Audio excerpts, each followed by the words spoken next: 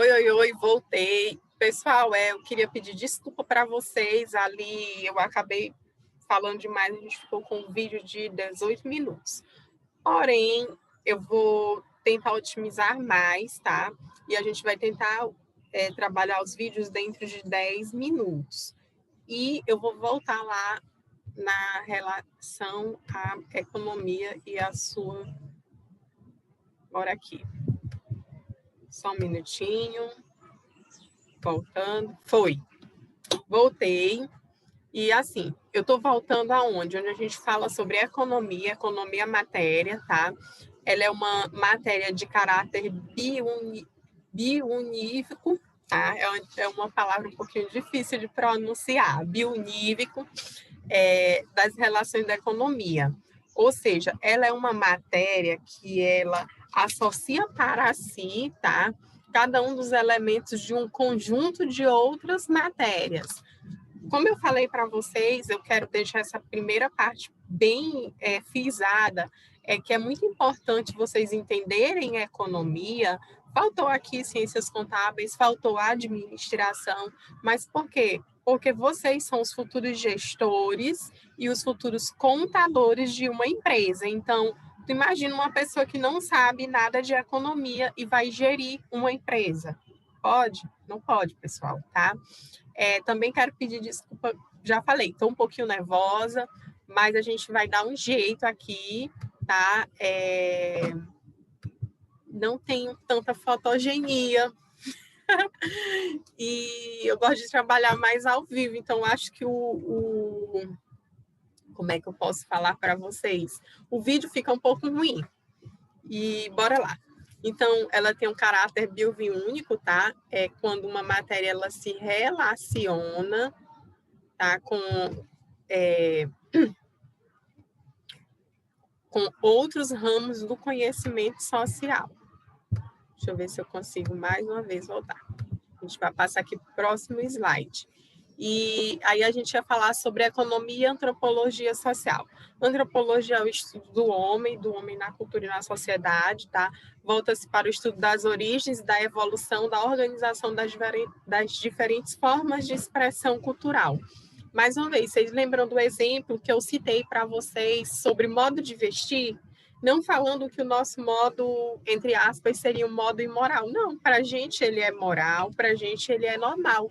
E em uma religião bem mais como no caso dos muçulmanos, né, dos islâmicos. É imoral, tá, gente? Lá em ética vocês vão ver, se for eu a professora, amo ética, amo economia também agora. Onde ele fala que a moral ela vai derivar de local para local, de tempo para tempo. A ética não, a ética ela é atemporal, mas a moral ela deriva de acordo com o tempo, de acordo com o lugar, de acordo com a posição geográfica. Então, é isso, tá? A economia ela tem que se interagir com a antropologia cultural. Por quê? Vamos lá. Outro exemplo bacaninha. É costume lá no sul o pessoal tomar aquele chá chimarrão quente. É costume, é hábito deles, tá? E aqui no Nordeste, aqui não. Aqui é costume tomar café. Mas o pessoal que veio do sul para cá, para o Nordeste, que veio ali para o estado do Mato Grosso do Sul, Rondônia até, e chegou até no Pará, eles tomam tereré, que seria uma variação, só que é gelado. Por quê? Porque tem gente que não aguenta tomar coisa quente nesse calor. Eu acredito que seja isso. Então, é hábito, tá? E aí a gente pensa assim, poxa, mas eu vou abrir uma loja, eu vou pegar uma venda de um produto que não é consumido. Não, porque nós, como gestores, nós, como contadores, nós, como administradores, nós trabalhamos também não só a questão social, mas a questão econômica, tá? Abrimos sociedades empresariais privadas com obtenção de lucro. E lucro a gente analisa o mercado, e o mercado está envolto na economia. Espero que até que eu tenha me saído melhorzinho. Bora lá. Começando, economia e política, tá? Política é a arte de governar, é o exercício do poder é natural que este poder ele tente exercer domínio sobre a coisa econômica. Ele não tenta, gente, ele exerce, tá? Já falei aqui, quem define a política econômica do Estado brasileiro nos próximos anos é o nosso presidente, tá? Presidente Jair Bolsonaro. Quem definiu no passado foi a presidenta Dilma Rousseff e antes dela o presidente Lula. Antes foi quem foi? Fernando Henrique, né? Nem lembro mais. Acho que foi Fernando Henrique. Perdão, tá, gente? Perdão pelo lapso de memória. Então, assim, é ele que vai definir se o Brasil ele vai exercer uma política de fronteiras mais abertas ou fronteiras mais fechadas quanto a bens econômicos e de produção nacional e internacional. Como assim, professora? É ele que diz assim, olha, eu quero fazer uma proteção do Estado brasileiro frente aos bens estrangeiros, porque eu quero vender os bens daqui do Brasil, eu quero vender a geladeira brasileira, não é geladeira importada, eu quero vender carro brasileiro, não é carro importado, eu quero vender celular brasileiro, não é celular importado. Aí ele pode fazer isso, ele não só pode, como ele deve. Por quê? Porque a circulação de bens econômicos vai gerar demanda, vai gerar consumo, vai trazer riqueza para o nosso Estado. E como que ele faz isso? Aumentando as taxas de importação e exportação, taxando com maiores valores determinados produtos que vêm do exterior, tá?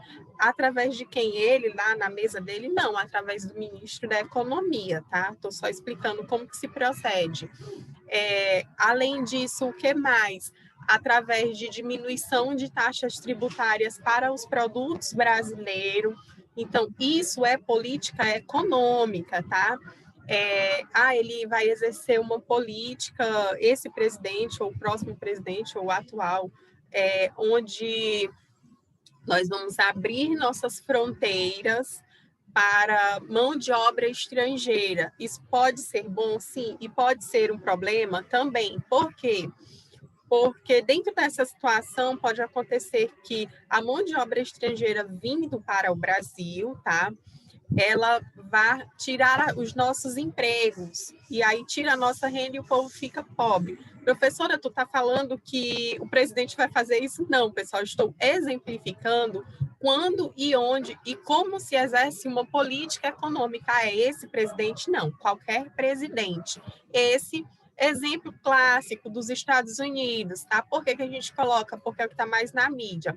O presidente anterior, o presidente Donald Trump, que é quem ainda está governando até o final do ano, ele tinha uma política mais protecionista. Ele dizia o seguinte, olha, eu estou vetando, eu estou dificultando a maior entrada de estrangeiros no país, principalmente de estrangeiros ilegais. Por quê?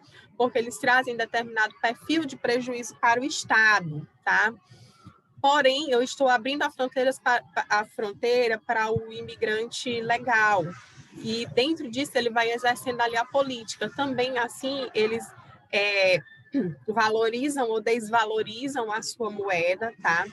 Enfim, isso é política econômica. A gente vai ver uma parte lá na frente da política econômica, tá? Específico, vai ter uma aula só para isso. Então, estou só explanando aqui para vocês. E aí a gente diz que é isso, né? O uso da política do Estado para a concessão de vantagens econômicas para grandes grupos econômicos. Quando que acontece? Exemplo, grupos, pessoas ou empresas. Qualquer empresa não. É proibido, tá? Deixar ou fazer qualquer perfil de vantagem tributária ou econômica a um perfil. Mas, de maneira geral, há um tempo atrás, o governo da presidente Dilma, ele disse assim, eu quero incrementar a produção, eu quero gerar renda, eu quero que aumente a saída de produtos de eletrodomésticos. Por quê? Vendeu o eletrodoméstico, vai se produzir mais, vai se contratar mais, vai se comprar mais alumínio, vai se comprar mais coisas. Vendeu, vendedor ganha comissão, então tem toda uma cadeia aí. Isso é o quê? Crédito subsidiado e tarifas protecionistas das grandes indústrias. Então, ela fez o quê? Ela reduziu a taxa tributária, tá? Deu um incentivo fiscal para toda a indústria de eletrodoméstico branco. O que é eletrodoméstico branco? geladeira, fogão, máquina de lavar louça, máquina de lavar roupa, micro-ondas, e o pessoal começou a comprar. E isso circulou renda no mercado. Política econômica, tá, pessoal? Então, é um exemplo. Aqui lá na frente eu vou passar por outros exemplos. Por fim, economia e história, tá? Os próprios sistemas econômicos, eles estão condicionados à evolução da história das civilizações. As ideias que constroem as teorias são formuladas no contexto histórico, onde se desenvolvem as atividades e as instituições econômicas. Por exemplo, no passado, lá no Egito Antigo, eles trabalharam primeiro com uma mão de obra voluntária, onde eles entendiam que o faraó era Deus e que por isso eles precisavam trabalhar de graça para o faraó. Eles trabalhavam para o Estado, eles doavam para o Estado porque eles queriam. Tá? Lá surgiu também a ideia do tributo. E, posteriormente, o Estado não se manteve mais daquela forma e ele começou a utilizar uma mão de obra escrava. Tá? Sistema econômico, bem precário, mas era um sistema econômico. Aí a gente vem surgindo, houve o sistema econômico feudal, houve ali também, depois foi o feudalismo, ele durou ali desde a queda do Império Romano até o aparecimento do capitalismo de maneira precária, que ficou entre ali período feudal até a consolidação dos Estados Nacionais, onde houve formação de monarquias nacionais. Então, todo esse período, em cada perfil desse período, houve uma produção, houve um sistema econômico diferente. Depois, a gente saiu para o sistema diretamente, tá? Desse perfil de sistema econômico feudal para o Estado monarquista absolutista e depois para o Estado capitalista, tá? Onde o marco histórico foi a Revolução Francesa. E aí depois a gente passa para o período de Revolução Industrial, onde surge um novo período de sistema econômico frente ao capitalismo e às várias, entre aspas, tá? Historicamente, eu não estou fazendo apologia a nada aqui, mas elas que o capitalismo trouxe, que seria o quê? O socialismo. E aí o socialismo, ele entra naquela ideia da história, onde a gente vai ver também lá na frente o sistema de produção capitalista e socialista, onde ele diz que tudo vão ser flores, que as pessoas vão gerar de maneira comum. Dentro dessa situação, tá?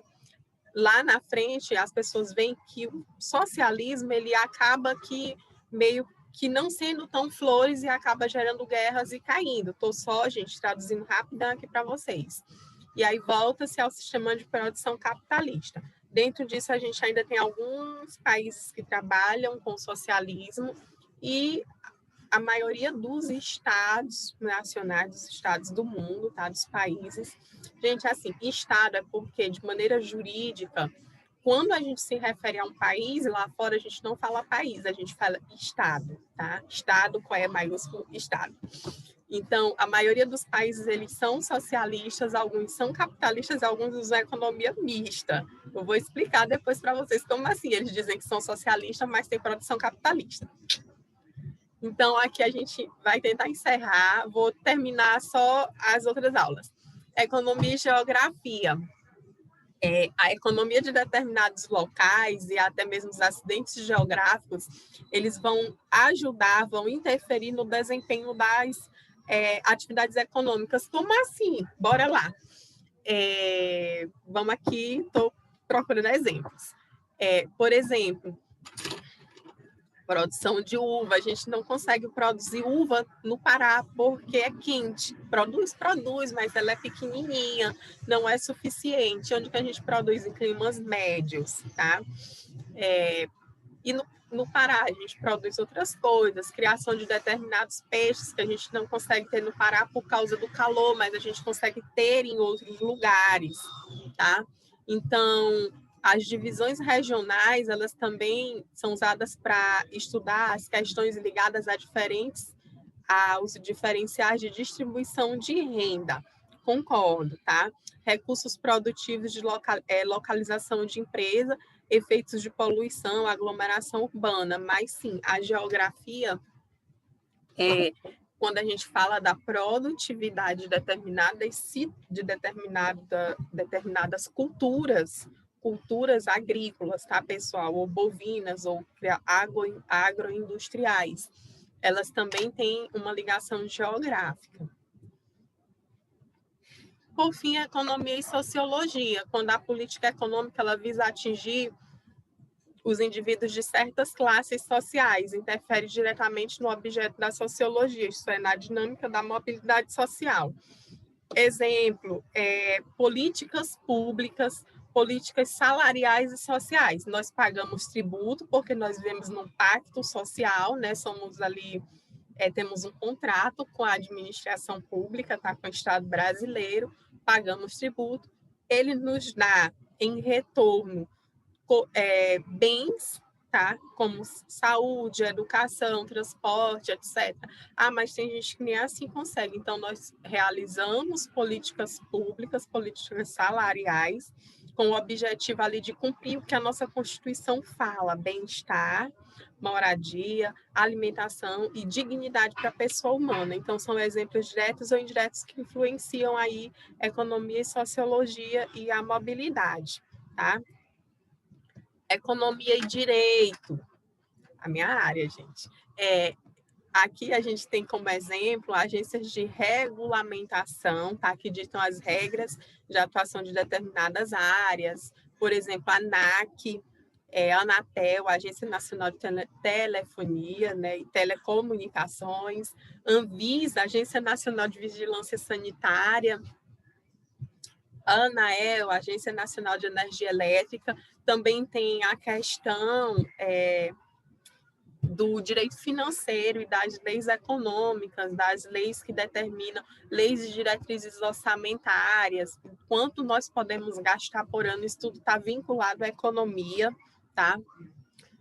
A Constituição Federal, ela determina a competência para a execução de políticas econômicas, estabelece os direitos e deveres dos agentes econômicos, tá bom? E quem vai executar isso é o presidente, não na figura dele, mas na figura dos seus ministros, ministro da Economia, ministro da Fazenda,